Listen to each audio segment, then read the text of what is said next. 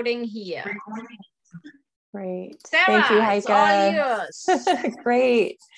Welcome everybody to the second annual REBA Physical Immortality Day and birthday celebration for Leonard Orr. And for anyone coming in new to the community, if you don't know, Leonard Orr is the founder of the worldwide modern day breathwork movement. So basically, if you've done any type of breathwork in a therapeutic setting, it was brought to the world by our dear friend Leonard. And I want to talk a little bit about REBA for people that don't know who we are. REBA is founded by myself, Sarah Dawn, and my friends Heike Strombach and Peace Virginia Arnold.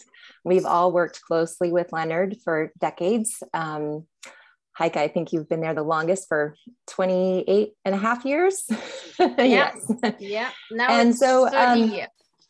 Almost 30 years. Yes. Building the movement and just doing the hard work there right alongside him. So we are a collective of rebirthing breath workers from all around the globe. And we're an organization that we came together and created specifically for the purpose of preserving the integrity of Leonard's teachings and just making sure that they continue on. And our vision is to be the love in the world that Leonard embodied and to share the teachings and trainings globally as designed by him and continue to fulfill his mission to uplift and inspire and enlighten humanity. And conscious awareness of our natural divinity is our anchor. That was kind of the ongoing theme for Leonard, was our natural divinity, and really living from that, engaging in that with each other, and uplifting that and bringing more of that out in ourselves and each other. So our mission is to spread and secure the quality of rebirthing breathwork and also Leonard's complete teachings of healing with earth, air, water, fire, mind, and spiritual community. And so by doing just to inspire aliveness and liberate humanity from the unconscious death urge. And that is the unconscious death urge that is passed down through the 15 biggies of human trauma, which Leonard coined that term and was famous in psychology circles for. And we just want to open the world's eyes to the unlimited potential and to advanced body mastery and embracing our natural divinity and including our physical body into the conscious, eternal, divine life. And we're a loving, devoted, spiritual community that we welcome people from all walks of life, all places. We like to work together with joy and ease to keep Leonard's pure work alive. And we're comprised of professional breath workers, rebirthers, trainers, community builders, spiritual leaders, students, newbies, people that are just coming in and interested in personal healing and planetary healing. And we're here to provide trainings and certification, qualifications, communication, and information, and just really support this movement in a big way. So you can reach us at rebirthingassociation.com. And we will love to hear from you and just see how we can support you in your growth and your movement. And so I will just make a note, let you guys all know that this meeting is being recorded. So by joining this meeting, you're releasing all rights to REBA, Rebirth International Breathwork Association. So thank you for listening to all of that. I'm just thrilled that you're all here and part of this community. It's wonderful to see all of you here together in the same room. And I think that we're going to just kind of open it up to our speakers now, to a round table. And I don't know if all of our speakers have called in yet. Heike, are there more people in the waiting room? We're looking for... No, I'll keep my eye on it. There is people coming in, but okay. Okay. So I might go check my emails and just put out a little note of like, hey, we're here. Here's the link if you haven't found us. But maybe we can start with, well, Peace, is there anything that you want to share before we open up the round table here? No, not really. Not at this moment. Okay. I'd just like to say or happy Heike. birthday, Leonard. And yes. so that we are very happy that he's here with us in spirit. And he was definitely in the talks that we had yesterday. We had a German talk, and I was talking with a Russian community of rebirthers. And also this morning we had an English talk, and some of you were there with me. And so we are continuing. So Leonard has a big birthday party all around the world. And yes, that's wonderful.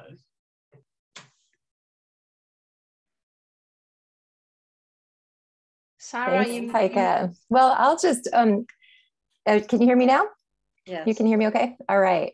So I want to welcome our speakers. We've got Leah Holtzman, Anne Sermon-Gillies, Silka in Tenerife. Who else of our speakers are here? I think that's who we've got right now. I expect more will be hopping in soon, but I just want to hear from you guys if you want to introduce who you are a little bit. But our main topic today is physical immortality. So I would love to know, when is the first time that you heard or read the words physical immortality? Like, where were you, and what was your initial response to that, and what were you thinking? So anyone who wants to go first, you can just pop out. Leah. Yeah. Okay, and can you hear me? Great, yes. Yes. Well, it was the end of 1977, and I was in a seminar with Leonard, and he started talking about physical immortality, and I had already been, knew about thought as creative. Now, he really drove that point home. So when I heard about physical immortality, I thought, well, that's logical. If thought is creative, and I believe that I'm going to die, the only thing I'm going to get is death. And I personally like to have more options. So to me, physical immortality, it just totally made sense. And also, physical immortality is like a gateway conversation into bigger, particularly interested in the ascension talk. And I like hearing about that. And to me, if you have the thought that death is inevitable and I am going to die, I feel like that's a very confusing thing to tell the body and the mind. Because the body and the mind is going to go, you're going to die? When? Now? Later? Decades from now? How? Is that going to be a slow disease, a fast accident? There are too many questions. It's too confusing. But when you say, I'm going to live forever, that's a very consistent, logical command. There's no confusion about it. And I feel like the mind and the body goes about being healthy so it can live forever. So for me, physical immortality was natural. And I think I was 33 years old. And it was really easy to accept it at that age. as my body's gotten a little older, I go, But so I like to give it that consistent command. You know, it's very clear. And, you know, I kind of chuckle. I'm sure all of you have been in talks with, you know, highly evolved spiritual speakers. And they will say, hey, Dan. And they will say things like, well, everybody's going to die. And, you know, in my mind, I say, well, speak for yourself. I've got other plans. And I know that some people got upset when Leonard died. He was our physical immortality teacher and stuff. And, you know, my experience with Leonard in the very beginning, you know, in the 70s was he did a lot of things that upset people. And sometimes their upset motivated them. In fact, you know, people used to judge him so much for how he led seminars. You know, he'd show up late, he'd fall asleep, he'd leave early, whatever it was. And they were upset and judgmental. And then they go, well, you know, here's this successful seminar leader, and I can do better than him. And they would become seminar leaders. Some of them very successful, some of them not, because they found out it took more than just showing up on time and not falling asleep to be a successful seminar leader. And Leonard was indeed a successful seminar leader. So, but I tell you, one of the things I learned in my years with Leonard is never underestimate him. We have no idea why he chose that particular path. I mean, you know, who knows? Babaji may have asked him to come and support the earth in evolving. I mean, Leonard was a light worker in a body. He transformed the planet. Can you imagine what he's doing now? I stop and think about it. And the truth for me is I think of him as an ascended master now, and I pray to him. So I think, well, what a good idea. I'm projecting ascended master. And I think would be a great thing to have a personal friend who's an ascended master. So I just thank Leonard Orr. And I feel like he truly now has embodied his Babaji name. He is the Len Raja. Len Raja. So I thank him so much, because I feel like the person I am today was very much influenced by him. And I'm so very grateful. Thank you, Leah. Yes. Does anyone want to explain the name Len Raja and what that means for people who might not know his spiritual name from Babaji? Well, his full name was Acharya Makan Singh Raja. Acharya means teacher, and Makan is butter in Hindi, and Singh is a lion. So he was the butter lion, and Raja, the king of teachers, and the butter lion, because he was that soft, feminine individuum, and he had that butter quality because it was easy for him to melt, and it was easy for him to melt the hearts of people, and it was easy for him to plug them in, as Leah said. So it was he had those qualities, but he never did that. In my experience, these last 28 years of his life, I've never saw him abusive or mean, or he would plug people in by just being himself. He was just following his inner truth, and that was enough for some people to get upset. And I just shared that with Peace before. Leonard would say, people use any opportunity to get upset. And it doesn't really make a difference what you do. If people want to get upset, they will get upset with you for whatever reason. Thank you, Leah. Yes, that was a great explanation. Thank Dan, you. All of that. I want to welcome Dan to the call. Nice to see you. Thanks for joining us. I just want to let you know that we have our panel of speakers here, and I just opened it up asking everyone, when is the first time that you heard the words physical immortality? Like, where were you and what were your first thoughts and responses? And so we just have kind of an open roundtable happening now, and whenever anyone wants to hop in and share that, and just introduce yourself a little bit and how you knew Leonard and whatnot. So yeah, wow. First time I heard those words is when he asked me if I had been doing the physical immortality affirmations, and I hadn't yet. I went to a seminar to him in Putnam, Connecticut in 1977. And at that seminar, he asked if I had started doing physical immortality affirmations. And that was the first time I had heard that term. And actually we had turns, we went around and everybody was reading them out loud. I am alive now, therefore my life urge is stronger than my death urge. As long as I go on strengthening my life urges and weakening my death urges, I will go on living in increasing health and youthfulness. And all of the cells of my body are daily bathed in the divine Perfection. all the cells of my body are daily bathed in the perfection of my divine being. Yeah. And I am immortal until I prove otherwise. You are immortal until you prove otherwise. And he just got us repeating these affirmations out loud. It was very, very cool.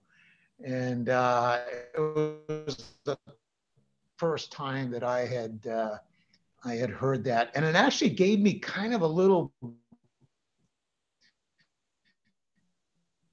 buzz in my, like a sort of like the tingling that we get in a rebirthing session, but something electrical, something in my dansien, in my hara, in my belly. I could feel this little buzz that started.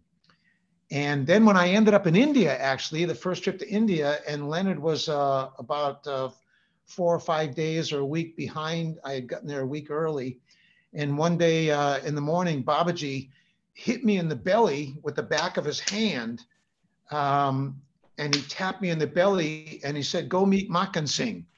And when he tapped me in the belly, it was like a really intense magnification of that kind of buzz that I felt in my belly when I first started doing the physical immortality affirmations. And then I kind of looked at Babaji. I'm going, "Go meet Makan Singh, like he's on his way here." And so I started running down the path in the jungle from the ashram because Babaji said he was on his way. So I thought, what the heck, I'll go meet him. And when he tapped me in the belly, I suddenly had so much energy, and I was having thoughts like, holy crap, I never have to eat again. I'll never have to sleep again. I started having these kind of eternal thoughts about aliveness when he hit me in the back of his hand. And then I had all this energy, and I felt like I could run forever.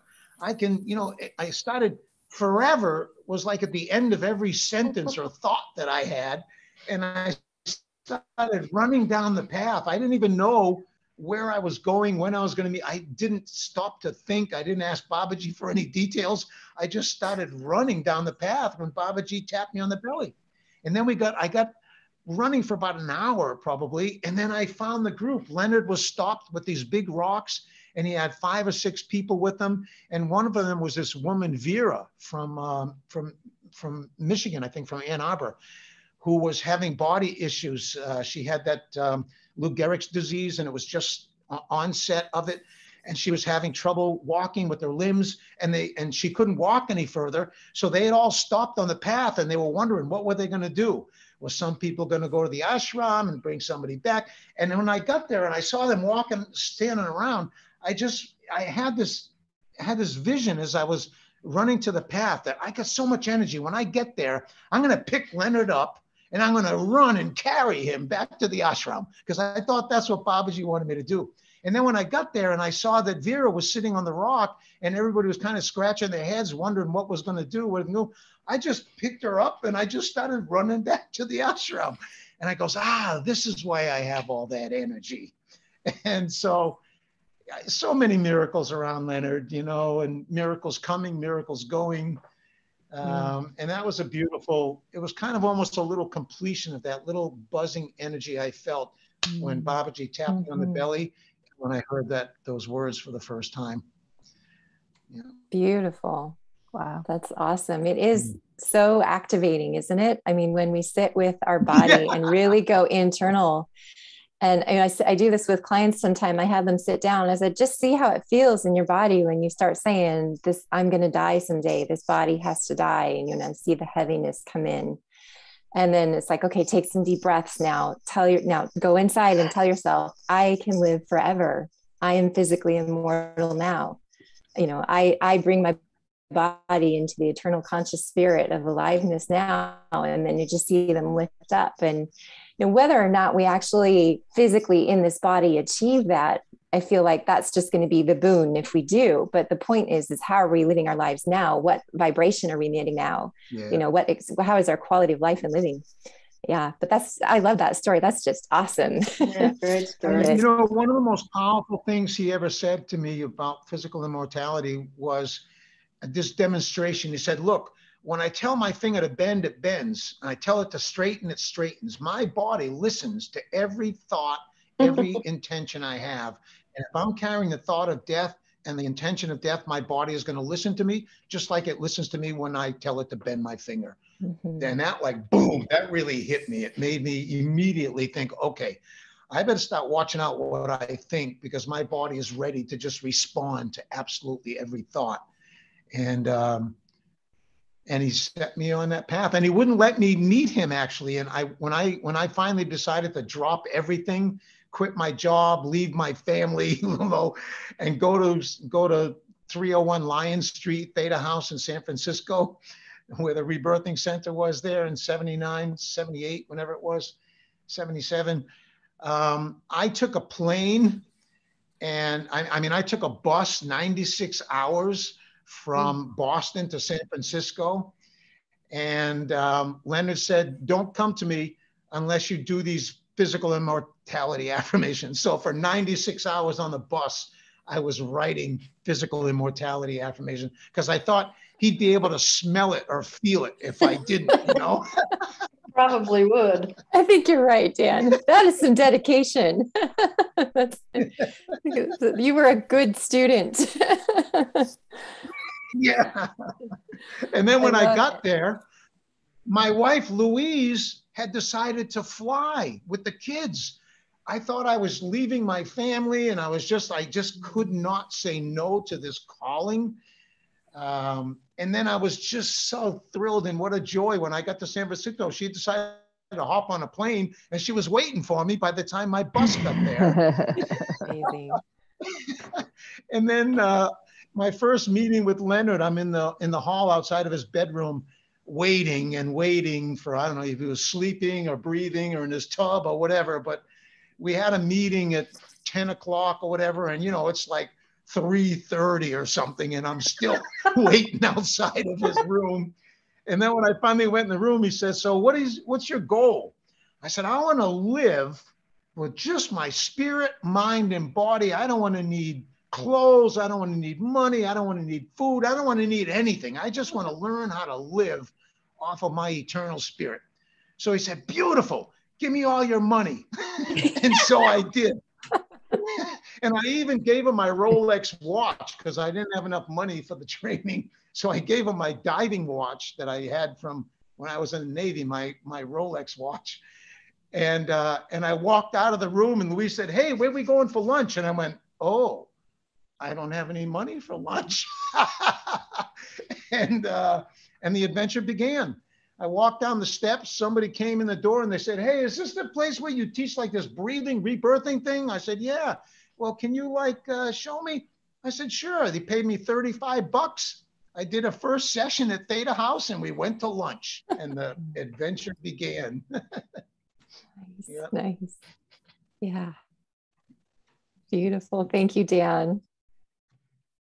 Silka or John, welcome, John. We've got Anne here too. Tell us about the first times that you heard the words physical immortality.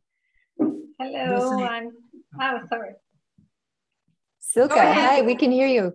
Okay, so, well, welcome.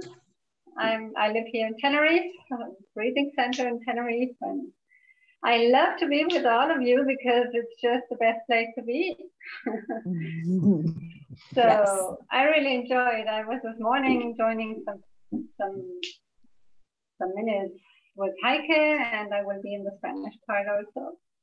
So, well, I met Leonard for the first time in 2007.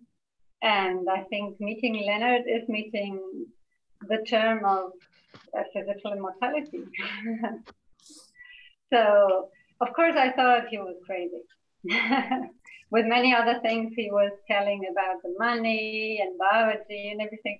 I was just, what's he talking about? What is that? And about the physical immortality, I just, and the other things also, it just felt so good. I don't like limitations from the beginning of my life. So I just passed the limitations when my parents tried to abort me 3 times, and I was just so decided to come. So I think I made my physical immortality from the beginning, and it just felt so great. All this not ending beginning, I did. I just love it. And I really not ending. Silke, we're getting a little bit of feedback loop from your. I'm not sure where that's coming from. If you're on a speaker in your computer. I think from Natalie. Yeah. Somebody. Okay. I turned. Okay. Okay. Thanks. Yeah. Sorry about that. Go ahead, dear. Yeah, and I really feel that this is the way life is. It just feels so right, and that is what I live in my daily life. My practices, like everything that gets me energy, is perfect. And catch every thought that is resting energy and switching it to thoughts that are getting me more energy, so that my life, and I love it. And I'm very grateful for Leonard and all of you that have crossed my path online and physically, like Sarah. And I remember celebrating his 70th birthday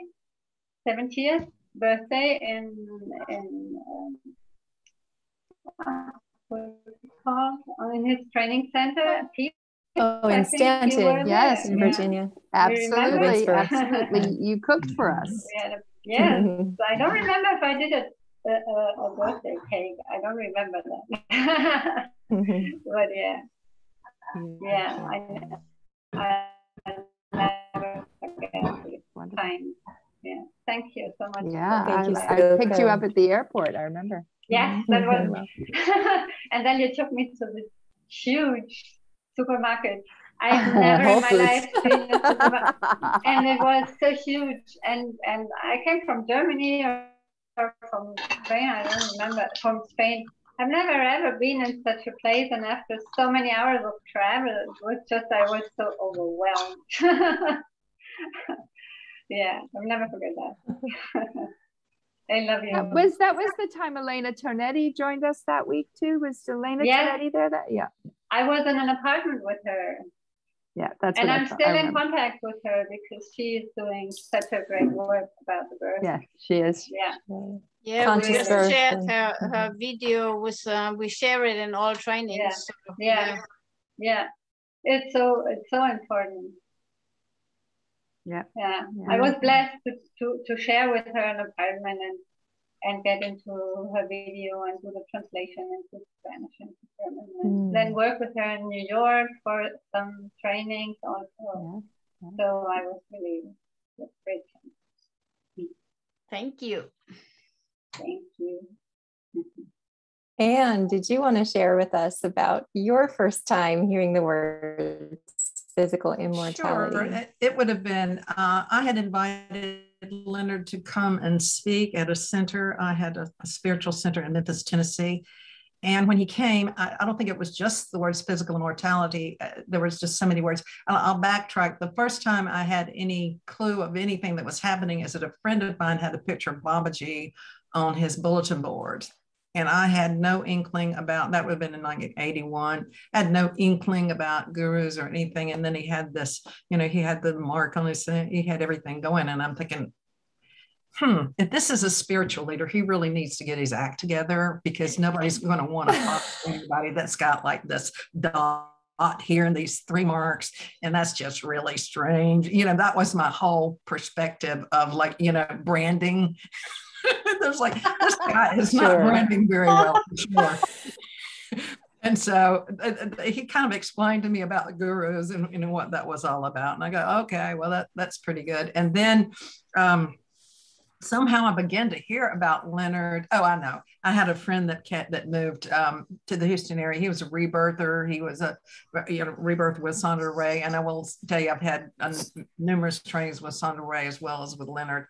But I heard Leonard, invited him over. He came over to speak to my spiritual center, and he was so far out compared to what I was normally used to. And I was horrified. I was excited. And I was a little bit embarrassed because it's like, oh my gosh, what are people going to think about me with this guy? With this, I mean, like his leadership skills are strange. He's talking about things that, I mean, we already were on the edge. It started like Connection Holistic Counseling Center, and in the 80s in Tennessee. Beverly, you're coming in. Beverly's, yeah, there we go. In Memphis, Tennessee, even the word holistic, we heard that we might have to leave town in the middle of the night or something because we were so alternative. So here comes Leonard in the midst of this. I mean, I had, even one time, this was later, I had threats because I was kind of a prominent figure. I was on radio and sometimes in the paper, and there would be threats coming. So here Leonard comes, and he's talking about money in a way that I can't even explain what he did to me about money, but he did something that unhinged a belief. And then he also, when he talked about physical immortality, I thought, well, this is cool. And it's kind of like, Leah, this makes sense. It's outrageous, but it does make sense.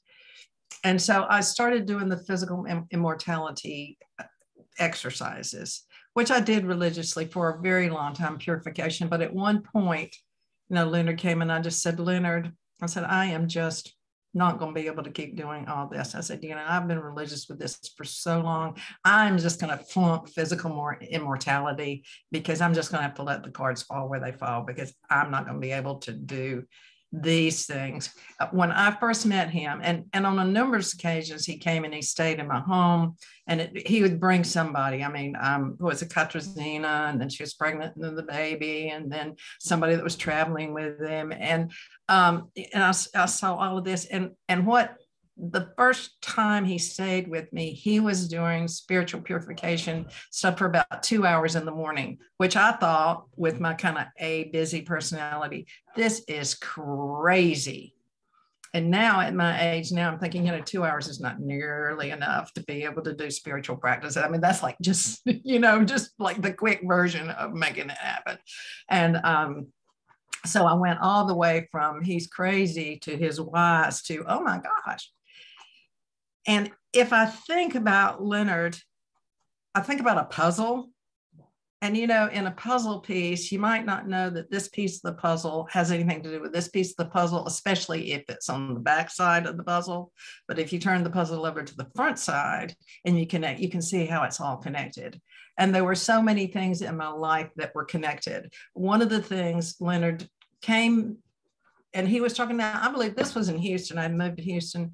And he came and he talked about meeting this guy in Canada who could invest $500. You send him $500. No, you send him $5,000 and he can give you a $500 a month return. Do you remember, Leah? Do you remember him talking about that when he was there? Anyway, so, I contacted, I tried to figure out who this guy was and everything. And I talked to Leah, and you don't remember this, Leah, but you said, I wouldn't really go full blast into this thing with Leonard about this investment. I said, okay, well, we'll see. But what it did was it put something in my mind that was mind shattering. And I thought, suppose that I could invest $5,000 and get a $500 a month income. Is this even possible? And so I started really affirming that I was going to do that I was going to find something that I could invest in. It was this tremendous investment. Well, then comes in Leah, and she has this investment that she tells me about. She said, this is very risky. And it was very risky. But at one point in my investments, I was just getting thousands of dollars worth of income. I mean, it wasn't unusual to get $10,000. And this is passive income. And I had watched Leonard. That's what he talked about all the time, is having this passive income. Get something in your life so that the money is coming in. And he's always got some network marketing scheme going, or he always has something going about this money, or whether it was the currency that you make, the heart love money, or whatever it was that he passed around. Love notes. Love notes. Right. And then, so anyway, it brought in a tremendous amount of income. And it did stop around the 2008 crash. but it, you know, it really fed me for a very, very long time. I'm just thinking about, I don't know if y'all remember, but he did bring this, maybe I've mentioned this before in another talk, but anyway, he brought with him one time a person from India, and he said that this was his one disciple. And the guy, he was from India, and he followed, we was with Leonard, and he stayed with me one time, and that was pretty amazing. So I can't think, I mean, I ended up meeting like Dan Brule. Oh, actually, how did that go back? That went with Phil Lott, and I'm sure y'all probably remember him. He was in the early rebirthing movement, but Phil heard me speak and asked me, and then he got me as a client, and he was a business coach for me for years. But Phil wrote a book called Money is My Friend, and that was based on Leonard's 5 biggies with money. And so I became a kind of he coached me, Phil Lott coached me, and there were so many different things that happened from my life. It's almost, it's not that Leonard was an epicenter in my life, but somehow they've been major people that were all connected in some mysterious way. And Leonard is certainly one of those. I mean, I can just think of him right now, and I know y'all have the same experience, and his eyes are just bigger, and his eyelashes, you know, just bigger than life. And so he was definitely a major influence on me. When he passed, when I heard that he passed, the first thing I did was call Leah. And we were just kind of in shock. It was like, well, it wasn't like, what will we do? But I guess there were certain thoughts in our minds that were categorized in a certain place, and we weren't sure how to maneuver those anymore with him not in the physical body. It was a strange and sad feeling that we had when he passed away. And I know many of you had the same experience. Thank you. Yeah, it's a big adjustment to put it lightly. Yeah. Yeah. Thank you, Anne. Thank you. Yeah. Anyone else here? John, we haven't heard from you yet. We just opened up with kind of a roundtable discussion. Welcome, John. Just asking our speakers, when is the first time that you heard the words physical immortality?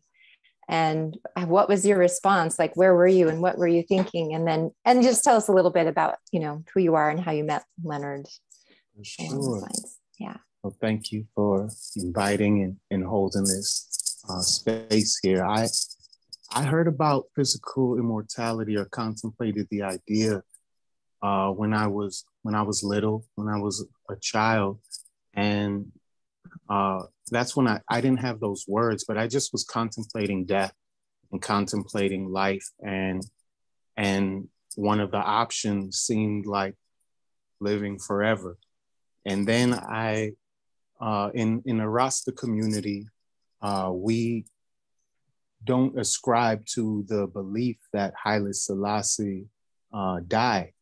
We believe that he is still alive, and that he just disappeared from people at the time when it was reported that the king of Ethiopia had been murdered or assassinated.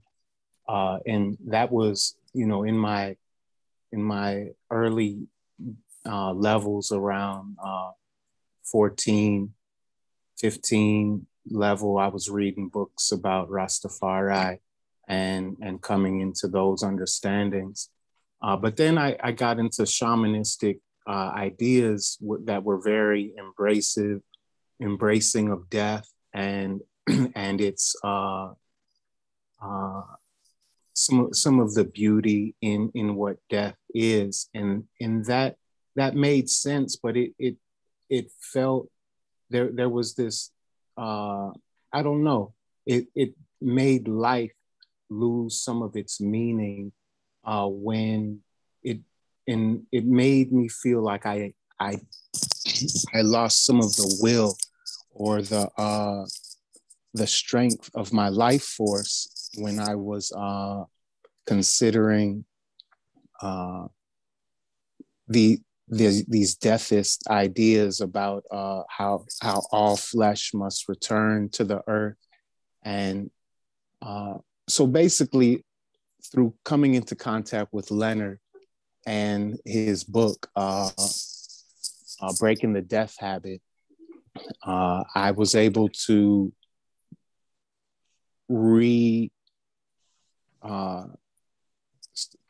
sort of reinvestigate these ideas of physical immortality, the way he laid it out with the physiology, the philosophy, and the psychology. There you go. There you Yep. go. I was gonna say the practicality.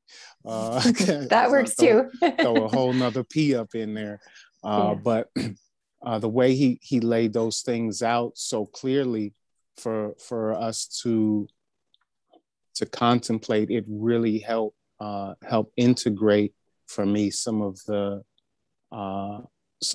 views that I was having related to physical immortality and related to death and how those work in my life. I met Leonard basically through his books. First, there's a really cool lady here in Chicago named Karen Calabrese. She has a raw food restaurant, and she's always had Leonard's picture on the wall with the group of all the celebrities that have been into the restaurant. Leonard's always been up there, and his books were in her restaurant really early on. And so that's why I first got his book, and his number was always available in the back of his book for you to call him. And as most of us have had the experience, we called that number, and it was usually him who answered the phone. So he made himself really accessible to us. And I remember the first time, pardon me, the first time that I spoke to him, I told him that his book, Breaking the Death Habit, was as important and just as good, if not better, than the Bible and Bhagavad Gita. And he really liked that compliment, and he agreed with me as well too. He said, yes, I think so as well. And and it's I really love that about Leonard, is that he definitely moved with humility, but he also moved with complete confidence in who he is and in what his works and contributions were to us. And that's really important to me. And I want to thank Dan. I see you here. Dan, you wrote a really excellent book recently. This one, Just Breathe. And I've been sharing this with so many people because breathwork is very, it's trending now. And there's not many breathwork books that mention Leonard and really mention it in such a devoted way. And it's really important for me to see that. And so I'm always sharing this book and sharing what Dan's doing, because I feel like Dan has made some of Leonard's teachings very accessible to a large group of people. So I thank you for that. And I thank everyone on here, because that's what I'm getting. I get that from everyone here.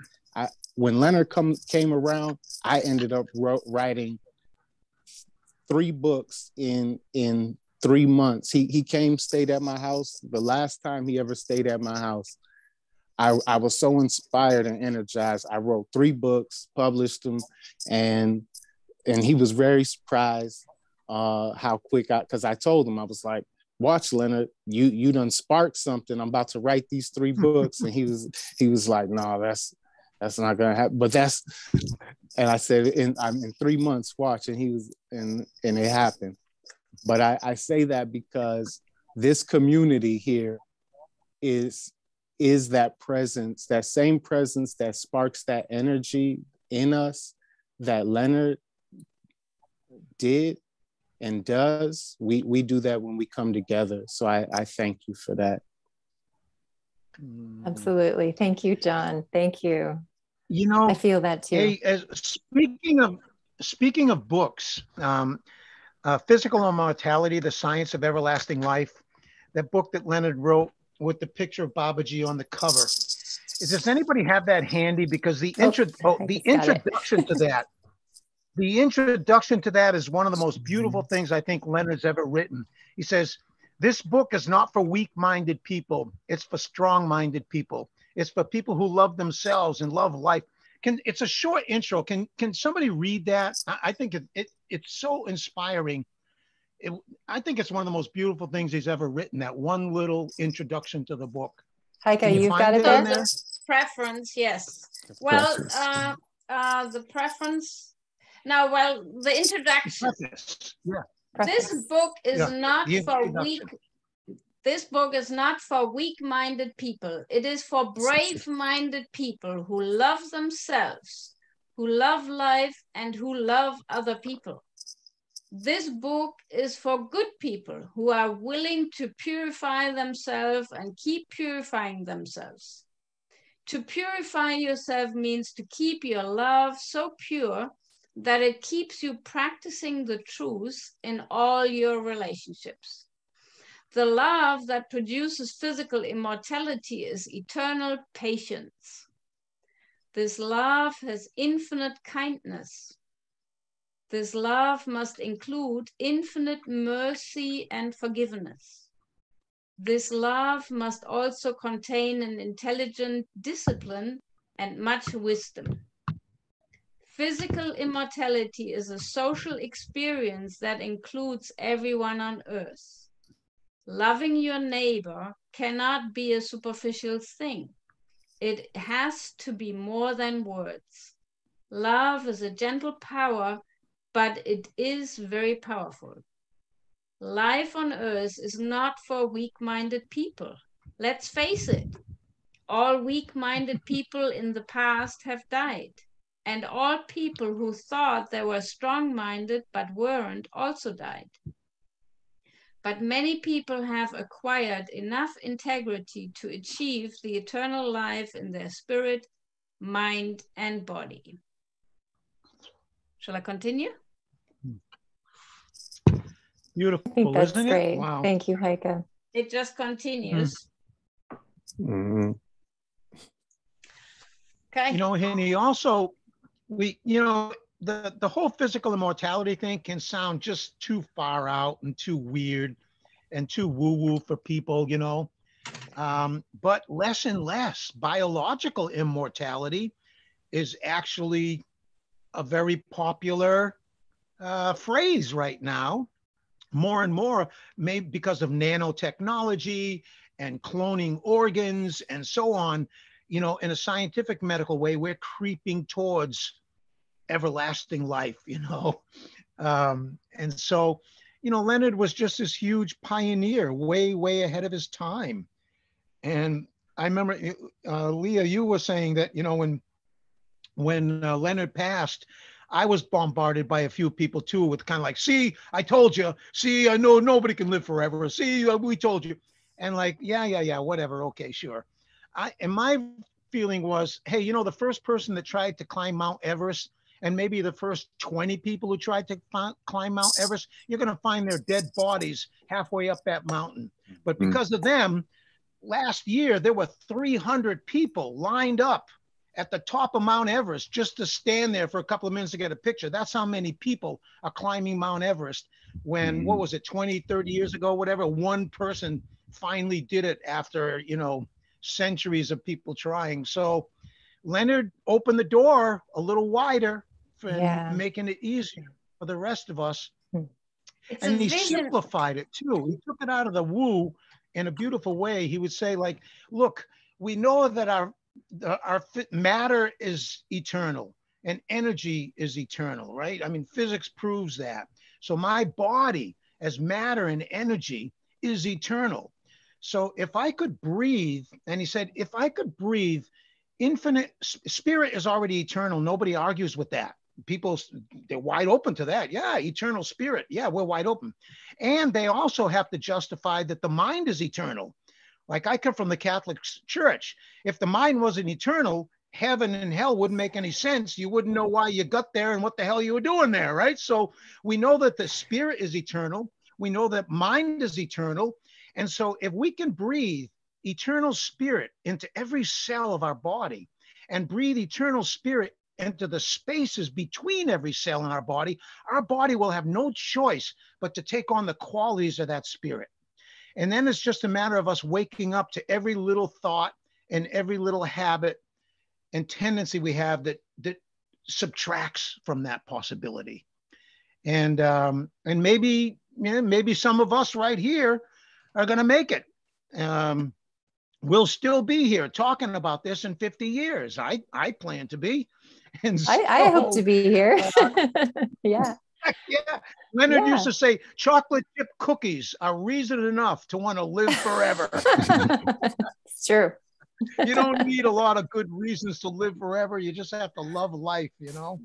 And he did. He really loved life. And I love how, Heike, you recognized in him this beautiful quality. Whenever he communicated, even intensely challenging emotional things, he had no emotional energy whatsoever in his communication. It was so pure and so clean. No anger, no resentment, no how stupid can you be? None of that emotional energy was attached to his communications. It was one of the most beautiful things about Leonard, that he had somehow he had unhooked, he had released, he had transcended a lot of typical human reactions. And that was an inspiration for me, because I haven't managed that yet. Right. Well, he did do a lot of work on him, and he told me, you know, that he also used to have a lot of anger. So it's not that he was perfect from the beginning, but he was seriously and dedicated to purifying himself. And of course, his meeting with his first spiritual teacher, Joel Teutsch, and then deeply impressed by Babaji, and Babaji knowing all thoughts. You know, what a scary thing is that, you know, Babaji knows everything that you're thinking. You better take charge of it. And nowhere to hide. Right, nowhere to hide. And so that deeply impressed Leonard and was his motivation. He was always like a little kid towards Babaji, and, you know, making himself a better person. And he was holding that vision for humanity. So when we read about this love, I mean, he wrote this book and presented it to Babaji, and that was I think in the early 80s. And 1980. Yep. And so Leonard said that when Babaji took the book, he basically threw it away first to crumble his ego. And so but he was, and so Babaji personally edited that book. So already in the 80s, Leonard was talking and writing about that love and the base of physical immortality and the community. And that's what he wanted most in the world, what we're doing right now. He wanted that community. And so that is the biggest birthday present that we can give to him. And just this is Babaji's. Oh, go ahead, Heike. Just one story, but when he was working, I mean, people talked about his eyes and his fingers, his hands. Usually, I mean, I was covered in mud when we were working together, and Leonard always had clean hands. It was very impressive how he could deal with the physical universe while I was totally immersed in mud, and Leonard, he just floated through life. So everything about him in some ways to me was very fascinating. Sarah. Magical. Yeah, you learned that from Babaji for sure. He took on that quality from Babaji. Babaji had that quality that he could be in the dirt of the world and never get clean. And that was a beautiful lesson for me from Babaji, that's a skill never we all dirty, need to learn. Yeah, without getting dirty. Work down in the trenches, in the dirt with people, but stay clean. And that was our practice. If we manage that, and I think Leonard began to recognize that as emotional energy pollution. How do you stay clean physically is staying clean emotionally. And he was a master at staying clean emotionally.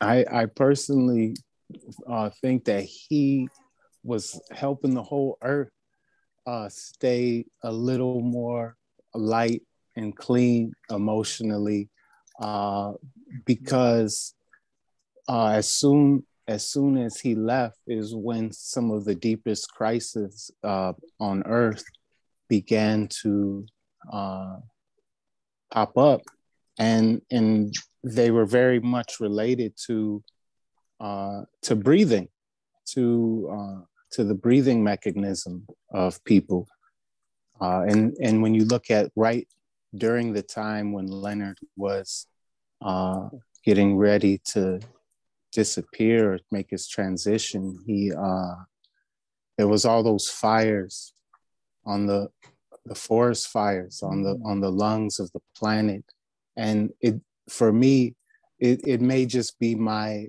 way of reading into things from where I sit, but it did seem like Leonard had a deep connection with the earth, and is much grander than just a regular guy, even though he was also just a regular guy too.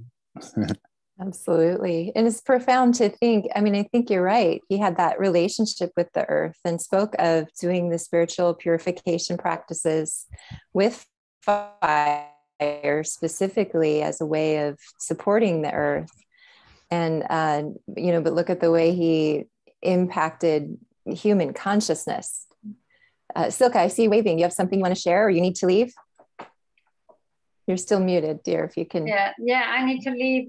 I so much love to connect with you. Thank you for being here. It's always wonderful to see you.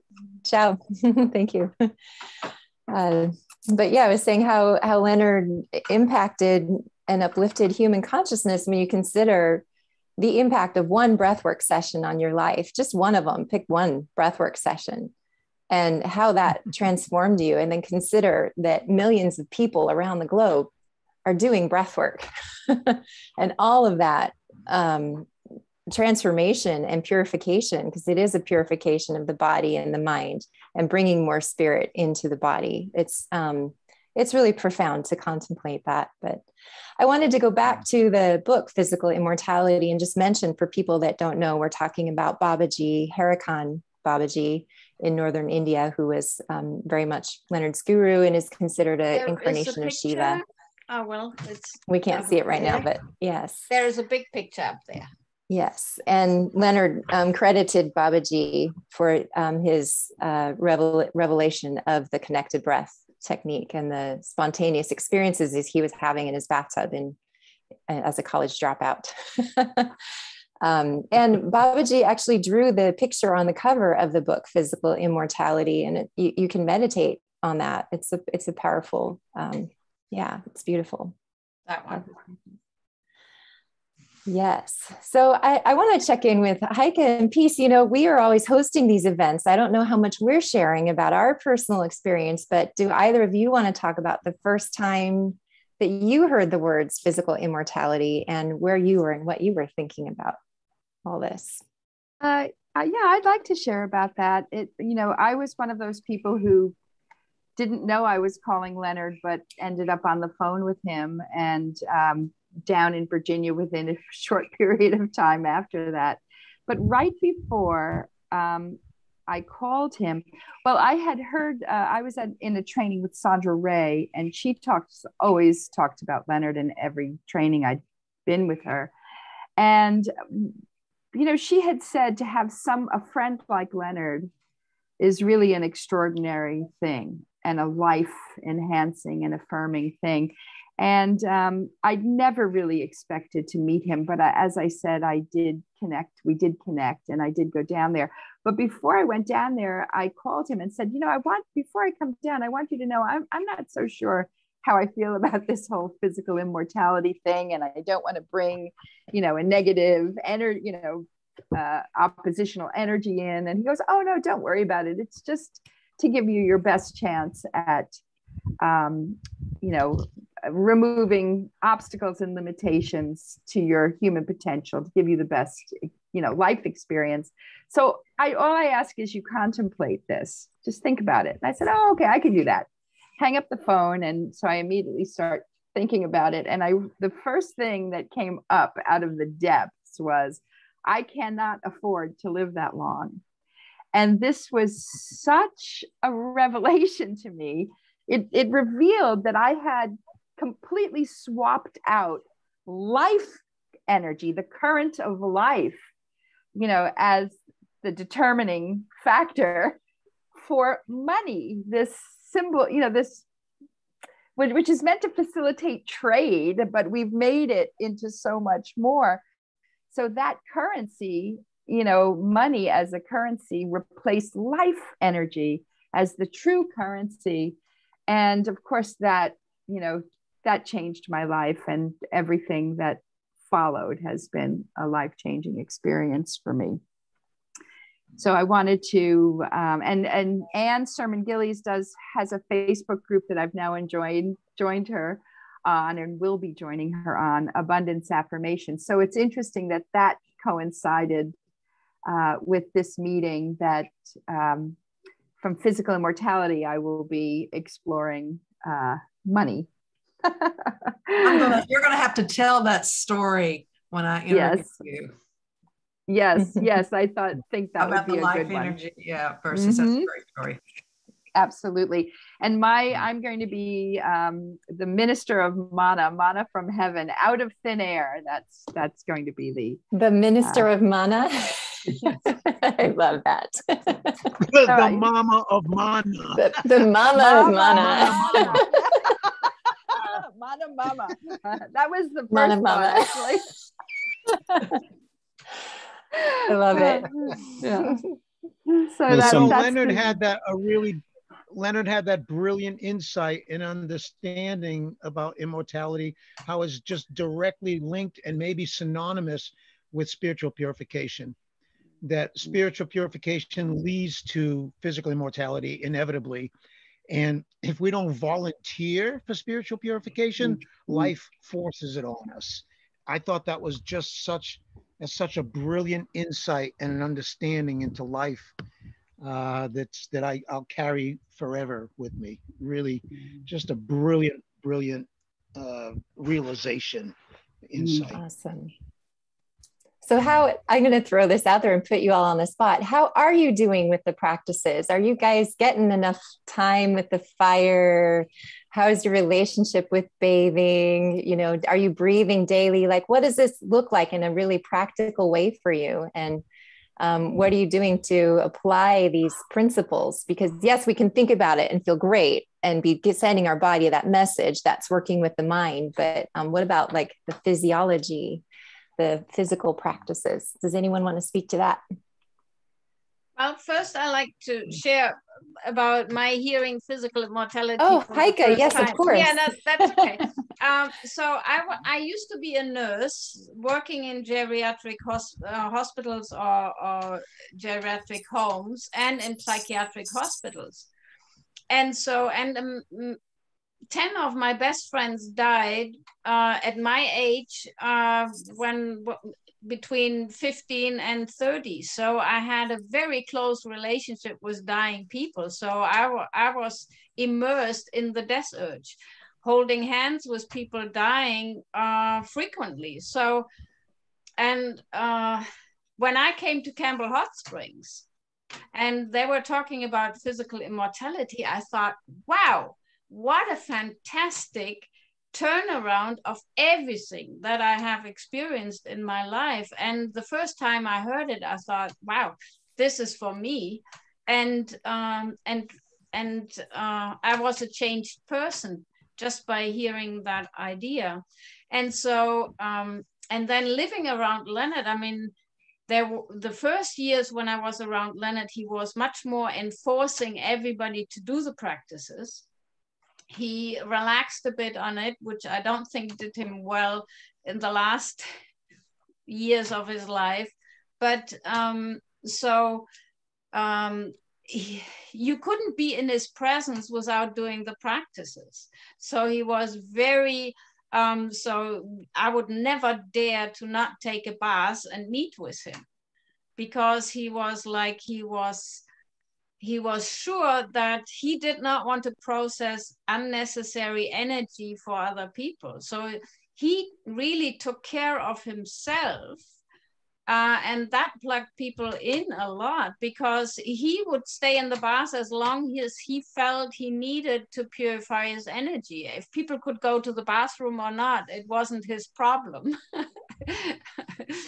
But he really loved himself and doing the practices, so that, and that was the biggest teacher, you know, him doing it was very inspirational. And so I slept in the dooney with the fire. I was always doing the practices. And I was in Campbell Hot Springs living one year, and Leonard was traveling, and he came just a couple of times. And I was praying at the fire ceremony to Babaji every day, please give me a teacher. Because Leonard was gone so much, and you know, I didn't think it was him. But I became his second disciple. So he only had 2 disciples, and that glued me to him, because it said that those kinds of relationships are stronger than anything else, because you're making a commitment to each other that you can't really break. And I did feel like sometimes I can't handle this guy anymore and I need to get out. But that commitment to him stayed. And so being in that relationship with a teacher indicated I have to do the practices. So I have to keep doing it. And when he passed, I mean, the last 2 years, he wasn't doing very much spiritual purification, because he also didn't have the community around him that would support him in doing it. And so he needed spiritual community much more than he had it available to him. And I could see how the lack of spiritual purification, what that was doing. And so that we do need to do the practices, and I keep doing them. So it's really beneficial, and I can feel the change in my energy if I do fire, and I keep doing my 2 baths every day. I would really like to know to have a list of who really is living these practices. I cannot be on that list right now because I'm not up to snuff, but I've gotten a lot of fire in this last week. So, well, anyway, I think you can find it, you know, yogis all over India living this daily. I mean, this is where Leonard learned it, through the immortals that he met. So there are probably, I mean, thousands or hundreds of thousands of people living this lifestyle, either consciously or not, because it's ingrained in Indian culture.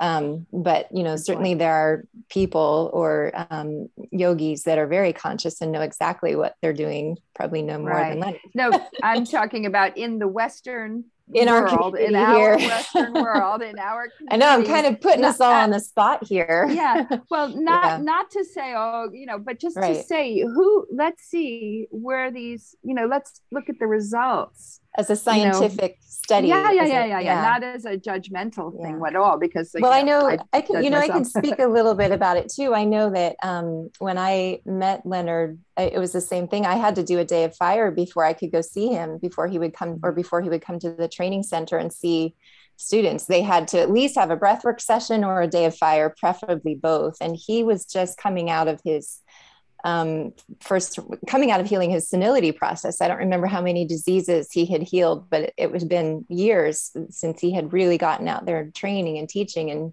his energy was very light and very pure. I was living with he and his previous wife at the time, and I remember him asking me one day after I'd been there several weeks or more, maybe a month, and he said, "So how is it for you when I'm processing your energy?" And I was like shocked that he would ask me directly, because I was like, oh, and then I was like, oh, shit, he's aware of this. I'm like, all right, I can talk to that, because I would have these moments that felt like he talks about temporary insanity. So I'd be in the house working with him, and I just all of a sudden feel this like flush of embarrassment or shame. I'd get dizzy. I might get a little disoriented, or just these sensations coming up that kind of took me out of my mind, and then it would pass. And so I became aware that like this was happening around Leonard. He was working on my energy body and on my case, all of my heavy stuff. And one day we went to lunch and we sat down, we're waiting for our food and we're talking. And this was the first time I ever ate lunch with Leonard. And I was still very new, and I was all nervous, what does he feel about me? Am I going to do something stupid? Or, I was so self-conscious. And we get our food, and my mouth had started tingling, like as if in a session or something. But by the time the food came, my mouth was full on numb. Like I couldn't feel my tongue. I could barely speak. And I was like, Leonard, he's enjoying his food. I'm like, Leonard, I can't feel my mouth. And he was like, huh? I was like, I feel like I have a shot of Novocaine. And he just looked at me with like this amusement. And I told him I'd had my wisdom teeth taken out that summer. And I told him like, I can't eat right now. I feel like I've got a shot of Novocaine in my mouth. And he just laughed and said, far out. So, he's used to those things happening all the time. He did warn us. He did warn us about that. When you are working on your own death urge, you tend to bring it up in other people. Mm-hmm. So it's a good idea to do it in a community of that bus trip that I took when I first went to him, and I was writing these affirmations, and there was a guy sitting on the side of me on the bus, and I could see every once in a while looking over, and he was getting activated. He was getting triggered. And finally, he sort of reads some of what I was writing, and finally said, "What the hell are you doing? What are you writing there?" And I just told him the whole story. I'm going to meet a teacher in San Francisco, and he wanted me to do these affirmations about physical immortality, and it just bothered him so much. And, the bus would stop every 6 or 8 hours or whatever for toilet, food, and you get off the bus for 20 minutes and back on. And on one of those stops, he got back on the bus with a quart of Jack Daniel's whiskey and started getting totally drunk until he became violent. And he was kneeling on my chest and choking me, as if to say, "Oh, you think people live forever? Let me show you that nobody can live forever." And he was going to prove to me that I could die. It was so frightening. But it was a real lesson, as Leonard had warned. Whatever spiritual purification you're doing, you're going to trigger that in other people. Be prepared to process their energy as well. Mm-hmm. And I got a real live lesson in that. Sure did. And then the bus had to stop. We called the police. The police came, they handcuffed him, and I went out to the police car because they said, "You want to press charges and everything?" And he looked at me like a little sad puppy. He said, "I don't know what came over me. I don't know why I did that. I'm so sorry. I don't know what happened." And he really didn't know. He just didn't know what took over him. And so it's funny, as soon as you decided to begin to work with Leonard, your training began. Yes. Whether or not you're in his physical presence, things start happening. Exactly. Yeah. That's true. Yeah. Before you leave, would you like to share anything else? Well, I'm speaking. Yeah, Dan, I had a similar experience. I was dating a man just a few times, and he was a life insurance salesman. And they are not the best people to talk about physical immortality with. And hold on one second, I want to show you something. He can't afford to have people live that long. No, indeed. So this was back in the 70s, and this man had made this cane or magic wand, and I had one of these, and I was talking to this life insurance salesman, you know, who was a friend, and he was holding on to this, and I started talking about physical immortality, and he went like this. And I thought, whoa. So I was more careful about who I spoke to about physical immortality, but I do remember Leonard, you know, go at, you know, in the late 70s and early 80s, when he would go on a radio show and talk about physical immortality, it really knocked him out energetically because the backlash was so strong. But I do need to leave, and I want to thank you guys. This was a wonderful, wonderful meeting, and it's so nice to meet some of you and to see some of you again. Thank you so much. Leah, thank you for Leah. being here. Wonderful to see you. Thank you, Welcome. Leah. Bye. Bye. I wanted to say something about the spiritual purification. That was, you know, I was looking at all this stuff and I'm really trying to do spiritual purification. So I decided to buy a hot tub. So I buy a hot tub, and Leonard's coming, and I'm so excited because I bought this hot tub. And he goes and he looks at it and he says, and I was paying, so I had to pay like $120 some a month for 5 years for this hot tub. And Leonard looks at it and he says, this thing will kill you. He goes, you can't get in this hot tub with anybody else because you'll have to process their stuff. This is a horrible idea to have a hot tub. So, I mean, I was completely just blown because I was doing, you know, I was doing everything I could. And I mean, I was just counting pennies at that time. I mean, practically, you know, it was like having a hot tub for spiritual purification or eat. And I said, I'm going for it. And he goes, man, this thing will kill you. It's like, okay, great. And he says, you know, anybody you got in there, all their stuff's going to come out. And he, you know, he also, in talking about spiritual purification, he talked about who you slept with, and he would comment. And I had this one relationship. I went to Campbell Hot Springs because it was such a tragic relationship. Then I got with somebody else. He said, oh, good, you finally got somebody. And this guy was practicing the practice. He's finally got somebody that will, you know, do the practices. But another thing, and this is not about the practices, but another thing is in doing the rebirthing, and, you know, just like Virginia Peace, I was in the Sandra Ray trainings as well. And a lot of their rebirthing, especially, you know, I did like the regional, I mean, I did, you know, we had a local group where we did rebirthing. They did, we did group rebirthing. And so there'd be 1 or 2 leaders and then everybody would be down on the floor. Well, Leonard said specifically, do not ever do that. Do not do group rebirthing where you do not have, you've got to have, he says, have 3 people and you have one person breathe. He says that to have 3 people, even 1 person breathing and 2 people facilitating, and then y'all rotate.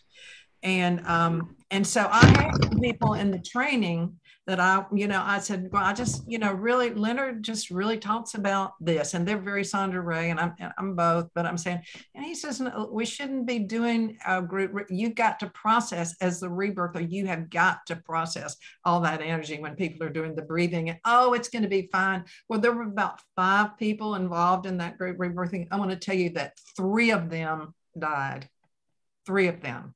So we got, and they were all young. 3 of them died. 1 of them was in a car accident. There was complications, and 2 of them died of cancer. But I had told them, I said, Leonard said, do not do this. You're going to have to process too much death urge material. And, you know, everybody goes, oh no, you know, this is safe. This is safe. So just saying. Heike, Sarah's screen froze. Can you just keep an eye to look for her, to readmit her if she comes back? Okay. So anyone else want to share about their personal practices? Beverly just joined. Hey, Beverly from Mallorca. Yeah, I'm really enjoying being with you again this afternoon. I'd just like to address the spiritual practices and the difficulties that I have with that, although I do get in the bathtub every day. And I live 1 minute from the beach, so I'm able to go and swim in the beach. And I breathe while I'm in the sea. But I had a terrific experience there, which sort of put me off of using the tube in the sea when I go down there. So one day I was in the sea, I was breathing, I got the tube, I was holding on to a rope that's adjusted in the sea. And I must have been in there for about half an hour at least. And all of a sudden, I was in total fetal position. Maybe it was more than half an hour. And then all of a sudden, this being just yanked me out of the water. And I looked up and the beach was full of people looking, the apartments in front. They called the police. There was an ambulance there and they thought I was dead. So I have great difficulty in having the sea so near, and I can't do my breathing practice. And then again with the fire, I'm so desperate to have fire. I really have, because I live in a ground floor apartment. And the last time I had fire here was quite a couple of years ago. And one of the neighbors threw a bucket of water over me. So that's sort of, okay, now I can't do that anymore. So now I've just found a group of people who are doing Temazcal. I don't like to go into the Temazcal because there's so many people. Sometimes there's 50, 60, 70 people. But the fire that they prepare is just amazing. So I was doing that a couple of years ago, and now I have time that I can go back to the group. So I went last week and I sat in front of the fire for 4 hours. And when the people come out, I leave. But that's, and my experience with fire is just, well, you all know. I mean, it's just absolutely amazing how it makes you feel, your body feel afterwards. And one of the most amazing things that I can remember when I was traveling with Leonard in India, he'd grown this huge guru belly, obviously taking on all the emotional impact of everything that was going on around us. And then when we got to our destination, we went to the hotel and Leonard disappeared for about 5 hours down onto the beach. And when he came back, he didn't have a belly. It was just absolutely amazing, you know, just to see that. So I wanted to share my difficulties, but yes, I wanted to continue with the practices as much as possible. And yeah, thank you all for being there. So the Agnihotra is a little pyramid. Yeah, you said that you'd send me a link. Okay, I will. I write it down now. Okay. Because the Agnihotra is just this little pyramid and you're burning actually real cow shit and ghee. And it creates a real powerful fire, and you do it with mantra, and they explain that. And that I did it upstairs 2 days ago in my apartment, just in the training, and you can do that anywhere. And about the beach, I just had the thought, you know, you could put up a sign. Yeah, rehearsing in process or something like that, so that people are aware what you're doing, so then you don't have the ambulance waiting for you when you come out of the session. I think I'll do that now next year. Now the weather's got really cold, so I won't be doing that now. But what I was thinking of doing, because I'm on the ground floor, I was thinking I made a beer barrel cut in half. And so that's where I could do the fire. So I thought, now I'm going to sort of sit in the house, in one of the rooms, and have the fire just by the door and see if I can do that. Because it's like, I have to do it. You know, it's like desperate. I need to have fire every day. And it's just not, at this moment, I'm not finding the way to do it. So, but I will. I want to do it and I will. Yeah, but the Agnihotra is really good for everybody. You could just Google it, and you know, there's different shops in every country basically where you can get that. So it doesn't make much smoke, and you cover it with a lid as soon as you're using it. Okay, so does it smell? When the smoke is not, when you cover it, when the fire is out, the smoke is gone. But if you leave the window open, it's not very bad. So it's a good flame? Yeah. Okay, wonderful. I'll check it out. Yeah. And I'll just have to say something about that Agnihotra. I don't know if you know Vasant Paranjpe, but he brought the message of Agnihotra from the east to the west. We visited him with Leonard. Yeah, we had the privilege of visiting him.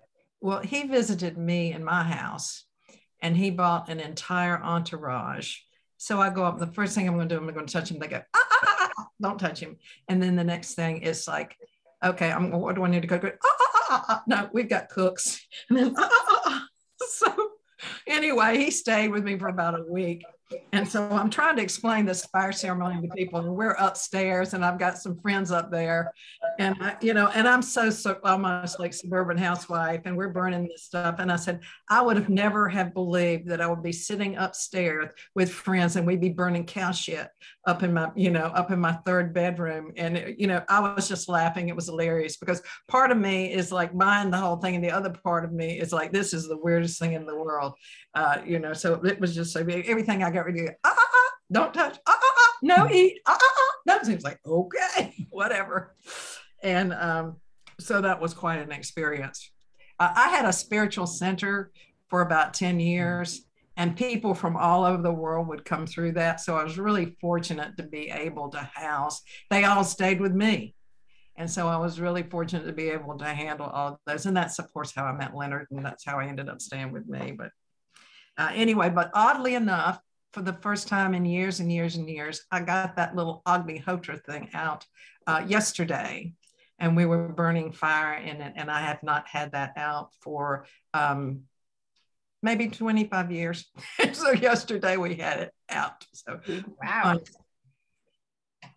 That's beautiful. Nice. So Dan, I really want to come and see your center. So how is your center in regards to spiritual purification practices? You're talking to me? Yeah, Dan. Yeah. I was just thinking about that. We actually built a dooney here in honor of Leonard Orr 2 years ago at Biosana. So, and it's the same dimensions. It's modeled after the one in Harakan. And so my daily practice stuff here, I'm in the Baja, so I got hot springs down the road. I can do warm water rebirthing, any tools, so really fresh water purification. I'm in the garden, I'm in the orchard, I'm planting trees, I'm weeding the garden, I'm doing earth purification. And mind purification was a big part of the, physical immortality. Leonard said we got to develop a philosophy of physical immortality. We have to develop a psychology of physical immortality, and we have to develop practical habits, physical habits that strengthen that idea. And it's sad, it's a little interesting, but it's understandable how, in the early rebirthing days, at your very first introductory seminar for rebirthing, you heard about physical immortality. It was built in, like right, at ground level. And then as we went further in the years past, and rebirthing was getting more popular in the public, people started holding back the really Leonard's wild philosophies, because they thought it's just turning people off and they won't come to breathe because we got to buy into this cult of physical immortality.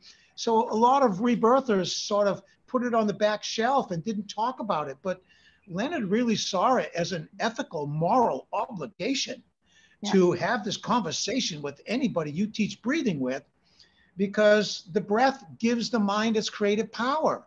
And if I don't start dropping thoughts that are self-destructive and go against my nature, and my breath gets stronger, the power of those thoughts will kill me faster. And so it's a kind of a ethical obligation that we need to introduce people and have this conversation. And if nothing else, the idea of physical immortality just throws a wrench in the machines of the mind and the hypnotic processing and our conditioning. It just jams everything up. It's kind of earth shaking and it's mind blowing, which is what people really need to make a big leap or have a deep transformation. They need to take a big leap out of what they think, out of how they are, out of what they believe, and just take a big jump into something beyond that. And I guess, we're trying to be more gentle with people, little baby steps, so we don't bring them to the deep end of the pool until they've been indoctrinated a little bit. But so, and you made me smile. I forgot who was mentioning that, when Leonard comes and stays with you, kiss your bathtub and your bathroom goodbye, because whenever Leonard stayed with me for 2 or 3 days, I had to pee outside for 2 or 3 days because he was in the tub sleeping day and night. And so that water purification is really important. And I think people underestimate, if you just take conscious showers with the intention and this, even your imagination, that you are purifying your energy, that spirit is pouring down on you. Those kinds of mental activities, supercharge the physical practices. And he always talked about, the earth, air, water, and fire, these eternal elements. Our body is made up the same one. We need to have a conscious relationship with those elements, and that's the movement towards immortality. So I'm going to get ready to go too. I'm being audited by the IRS for 2018. I don't even remember where I was in 2018. So I got some work today to do for a deadline with the IRS. But it's so nice that you guys are keeping his teachings alive. And I hope, like many artists, that he'll be much more famous in the coming days than he was in the months than he was when he was actually on the planet. So I see that happening. I think he was way ahead of his time. Years from now, people are going to go back and find his material and go, oh my God, where was I when people were first, practicing this stuff? So he left us eternal gifts and left the world some very beautiful and powerful practices. And I'm so glad you guys and girls are into spreading the word and keeping it alive. Thank God. Thank you. And thank you, Dan. Onward and upward. All right. Really wonderful to have you here. Thank you. Oh, thank you for the invitation. Thank you for all your Bye-bye, Dan. Thank you. Yeah. Thank you. So, hey, and listen, so about my Dooney here at Biosana, if you want to come to Los Cabos in February, we can have another tribute to Leonard Orr. We can sit around the Dooney and have conversations like this and enlighten some people and open some eyes. So everybody's invited to Cabo in February for our breathing festival, and come and visit me at Baja Biosana. Leonard actually inspired me to create an off-the-grid intentional community. He called it an eternal home for rebirthers. And so that's what we've got here. And everyone welcome anytime. Good luck and blessings in your practice. And thanks again for doing this, really. Thanks you, Dan. Thank you. It's a pleasure. Ciao. So I'm reminded, as Dan was talking about showering with intention, I'm also reminded of the chanting of Babaji at the river, Hare Ganga, Hare Ganga, that chant for the water, to the Ganges, to the water, as they were pouring buckets of water over him. And so I'm taking a lot of showers now instead of baths for my own reasons, but So I'd like to incorporate that Hare Ganga. Do you know what I'm talking about? Yeah. There's some audio of Babaji singing in the river. Yeah. I love that so much. I think that audio is available on Marge DeVivo's website. It's vishwagifts.com. She's got a beautiful, it's like an online shrine to Babaji with so many resources there. Yeah. This morning in our meeting, we covered all the 3 steps very much in detail, theoretically, as well as with the practices. So I will send all the links to Facebook. And so I think it's really worthwhile, because each of our talks has a different energy. And it's really amazing how it all comes about. And Alex was here with us before, and so it's and Beverly was here this morning, and so it's really, really powerful to see how we inspire each other and how different and unique we all are in our approach to it.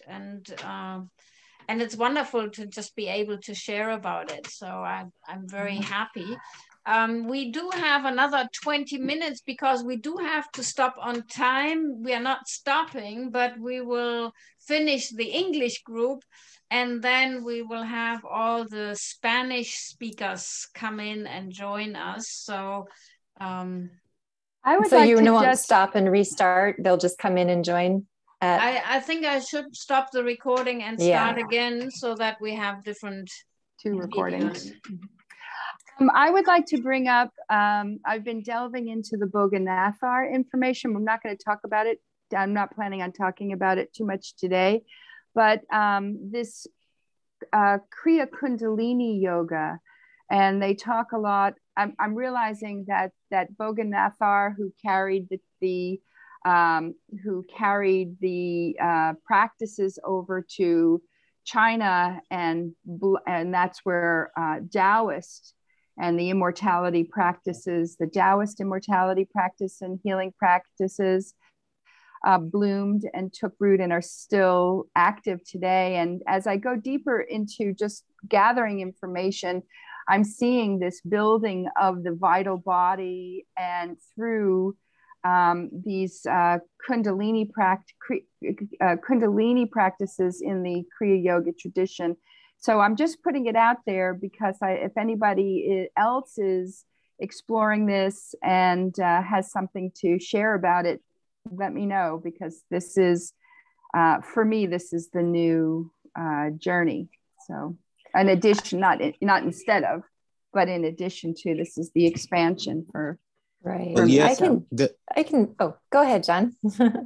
Well, the same books, volume 1 and volume 2 of the Boganath scripture that you might be referring to, I know they mention three ways of physical immortality specifically, and they say that the first one is through use of herbs and elixirs, and the second is through the Kundalini Tantra breath work that's the second, and the third is through sexual practice with a partner who's practicing the same thing for physical immortality, for more completely. And so those are the three ways that they mention in the that introduction, breaking up in that book. But I do. Can you hear better? Mm-hmm. I feel that it's I've gotten a clearer transmission of the practices in the Taoist because there's less doctrinal interference, less sort of like religious and ceremonial interference. Mm-hmm. It's almost as if Boganath or Boyang wanted to divest of some of the rituals behind it all, so it can just become more of a natural Zen-like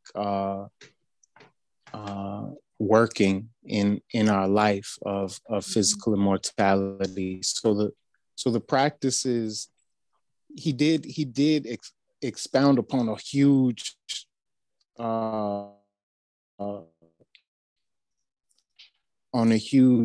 medical of the Chinese medicine is drawn from what he shared, but also I believe that it was his intention was to make it a more simple approach than it was appearing in the Tamil scriptures. Yeah, and so yeah, the reference. Heike, what were you going to say? Leonard always talked about Sirumula. Can you hear me? And so Sirumula also wrote 3,000 verses. So he meditated for 3,000 years, and Leonard was very intrigued by that concept, to meditate for 3,000 years. And he wrote a verse of each of his findings, of 4 lines each year of his meditation. So we talked this morning also a lot about different books to inspire us and to broaden our view. Yeah, great. And so we need, I think we need that inspiration of these books. And that somebody said that before, Leonard simplified these things in a very, very profound way.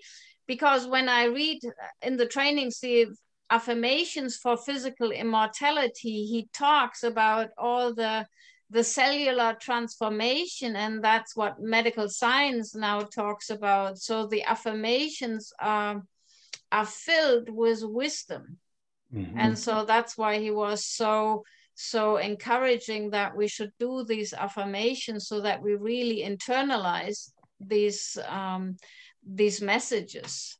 Yeah, and to your point, Heike, the simplification of the Kriya Tantra and the Kriya Kundalini, that's what this path is, the whole rebirthing breath work with the full sadhana, with the 5 elements. It's the complete path that is found in every single indigenous culture. It's based on the 5 elements, or 4 if that's all that they're working with.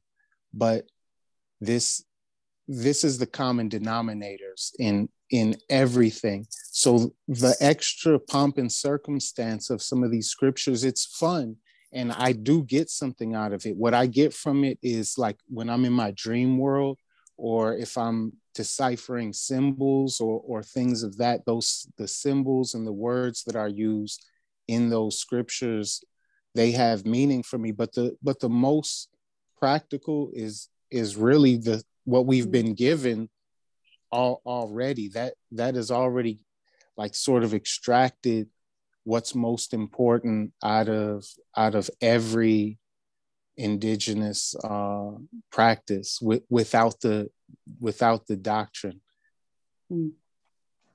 Very good. Not making it complex. There's Boganathar. I'm sorry. That's the Kantan Chi. The two part 1 and part 2. Is that the Boganathar scripture Kantan Chi? I believe so. Let me make sure that it's the same scripture, because it may have a different name. So these are the only English translations available of the Boganath. What is the title? It's called the Yoga? The Yoga of Siddha Boganath. And let me see if I can find very quickly the one part where it's speaking about those 3 practices of physical immortality. Okay, while you do that, maybe we haven't, I don't know if anybody else would like to share anything. So anybody that we haven't heard yet has something that they would like to share with us.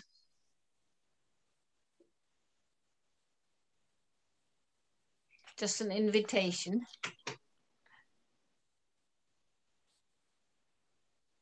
Well, I can mention if no one else is going to speak.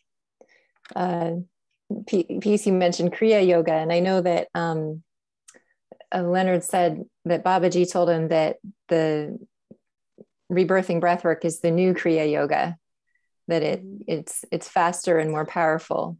And you know, I'm just delving into studying the more some texts and more information on Kundalini. Just to kind of come back to it, because I know that mine is has been activated. I mean, each breathwork session activates it. It's a Kundalini experience. It's life force energy flowing through every cell of your body. So, I think it's nice to come back and have something to feed the intellect about what's going on or what's possible or where we're headed next.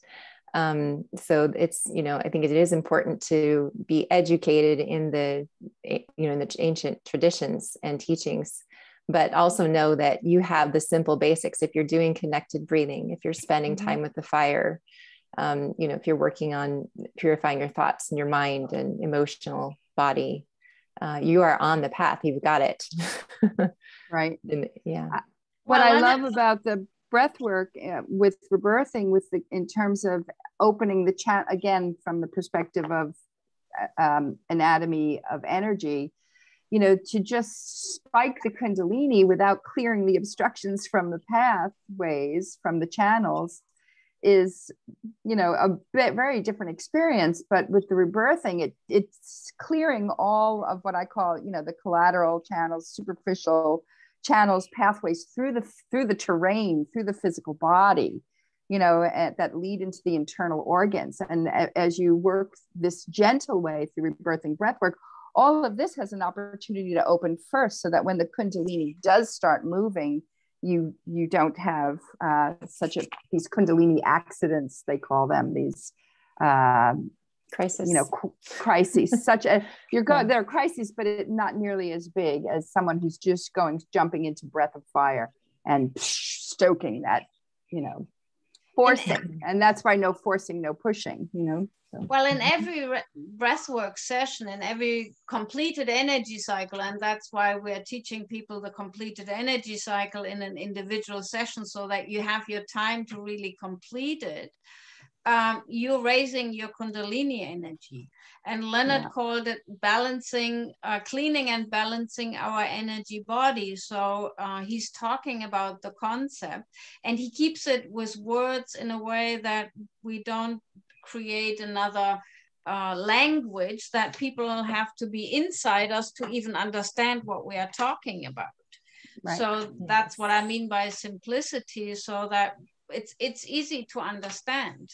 And I think we will probably find more practices. I don't think that we need to stay complete with what Leonard found. I think here in this community, we will expand, and we will find things that really work and that we can practice.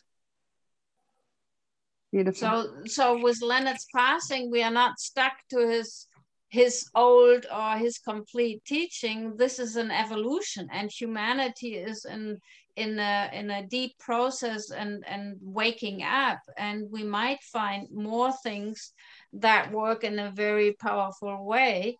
And we need to be open, because Leonard was open to explore any route of new thought, and always reading and looking for new things. I think it's important to remember too, we talk about Leonard's teachings, but this is what Leonard learned through his experience with immortals, or, long-lived yogis, and from the same sources that he learned from. Yeah. So I found the little passage here in the Bogana, and it says, without entering into the details, we may say that in Siddha literature, we come across three methods by which the human body can be transmuted into immortality. First, there's the method of alchemic process containing Siddha medicine, which instead of being performed in the laboratory takes place in the body and consciousness of the sadhaka. In Bogar 7000, we find a reference to the method of preparation of the greatest of medicines, mupu, by advocating which the body will turn into divya deha, an immortal golden body. The second is the method of Kundalini Yoga, which is the method adopted by all siddhas. A third method is suggested is what is called Ulta Sadhana, contrary practice, which states that the sex sentiment properly cultivated may lead man back to the very heart of reality. When sex energy is sublimated and transmuted, the yogin rises above the sense of identity with the physical body. This state is technically called Urdhareta. Agastya Jananam, Bogar's poems, and Tirumantaram speak of the third process and assure us that there is no death for a man who adopts it perfectly. Following in the footsteps of Bogar, the technique is taught of converting sex energy into spiritual energy in the Kriya Yoga centers around the world. They try to get a little advertisement in there for Kriya Yoga. Okay. Beautiful. Thank you. That's what I was looking for. Yeah. I am in the process of letting in our Spanish friends, so but they can listen to us before they continue. I just want to mention that another, I am not in this to be physical immortal. If that is a sideline, then that is wonderful.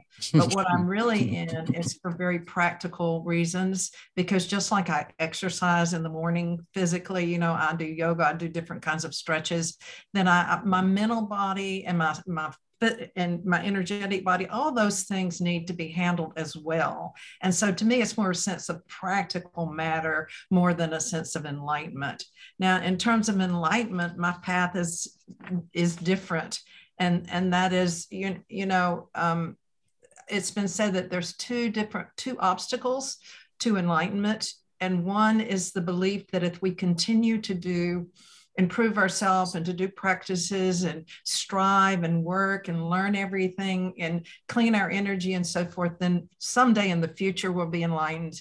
Another one is that only the masters can be enlightened, that like, who am I? I'm no one. I cannot experience that in the present moment. But of course, the new dispensation is non-duality. And that is the knowledge that right now is really the only time we're ever going to be able to experience the essence of who we are.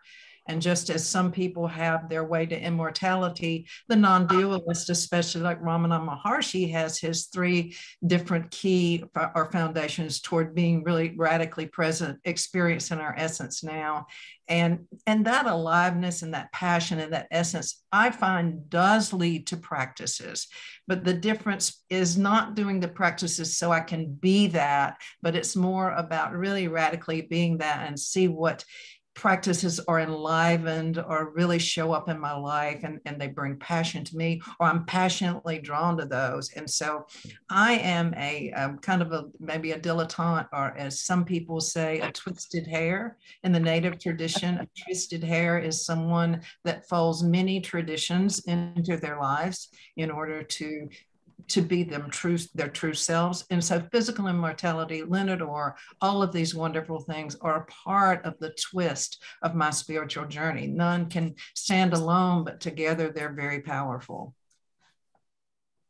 Beautiful. Beautiful. Thank you, Anne. And it's such everyone has such a unique, individualized and personal, like deeply personal experience and approach. What you're doing is just right and perfect for your soul, for your own divine nature. And, we've all got to listen to that and follow that. Leonard was a huge proponent of that. So I think we're coming up on our time here. I see we're just a few minutes away before we're going to hand off to the Spanish group. So thank you everyone so much for coming here today. Just wonderful to see you. Hi, Irene. I have to go, but I would love to stay for the Spanish group also, but maybe I can listen with my video turned off. We'll see. But anything else that Heike or Peace that you want to close with out of this session before we hand off to Irene? Are you're hosting the Spanish? And Armando also. And Armando. Yeah. Hola, Armando. Big love to everyone. Thank you all so much. Yes. Yeah, I just like to complete before I stop this recording and then start the Spanish recording by saying thank you to everybody who joined the meeting before and who's joining now, because Leonard wanted freedom to think. And so when we can be exploring things together, then we are following the higher truths, because ultimately he used to say with a tree of knowledge of good and evil, these are just fruits hanging off that tree. And we should not eat those fruits, because when we eat them, that means we believe that the only truth to be, then we die, because we need to eat of the tree of life. And so